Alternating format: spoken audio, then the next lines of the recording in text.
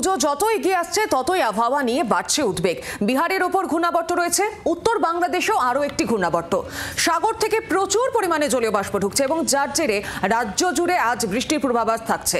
উত্তরবঙ্গে ভারী থেকে অতি ভারী বৃষ্টির সতর্কতা জারি করা হয়েছে। এদিকে দক্ষিণবঙ্গে বিক্ষিপ্তভাবে ভারী বৃষ্টি চলবে। মূলত মেঘলাই থাকবে আকাশ। সব জেলাতেই বজ্রবিদ্যুৎ সহ বিক্ষিপ্তভাবে হালকা থেকে মাঝারি বৃষ্টির পূর্বাভাস আবহাওয়া দপ্তরের।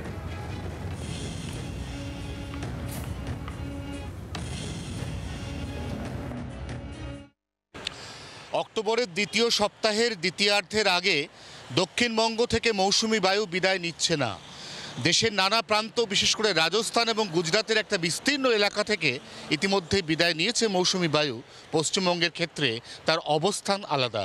অতএব দুর্গাপুজোয় অবশ্যম্ভাবী বৃষ্টি হচ্ছে একথা মোটের ওপর আগেই জানিয়ে দিয়েছে আলিপুর আবহাওয়া দপ্তর।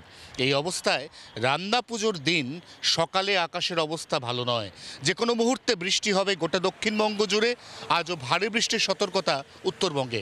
আসার কথা একটাই, বিশ্বকর্মা পুজোর দিন থেকে পরবর্তী 72 ঘন্টা বৃষ্টিপাতের পরিমাণ অনেকটাই কমবে এবং তার জায়গা নেবে জলীয় বাষ্পপূর্ণ অস্বাভাবিক আপেক্ষিক আর্দ্রতা এবং ঘর্মাক্ত পরিস্থিতি।